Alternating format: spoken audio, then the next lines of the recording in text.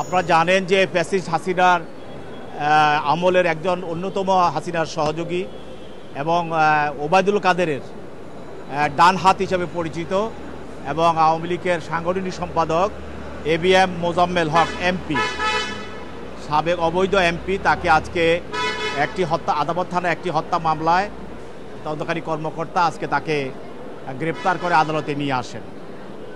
এবং এই ঘটনাটা হলো 5/8/24 সালের। সেখানে একজন রুবেল বাদীর ছেলে তাকে গুলি করে হত্যা করা হয়। তিনি মামলা করেন। এই মামলায় আজকের এই মোজাম্মেল হক আসামি।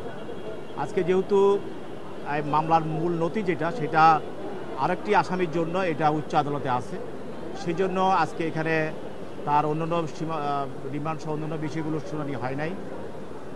পরবর্তীতে এগুলো শুনানি হবে। তবে আজকে তাকে বিজ্ঞ আদালত তাকে CW গ্রেপ্তার দেখিয়ে তাকে আজকে জেল হাজতে প্রেরণ করে।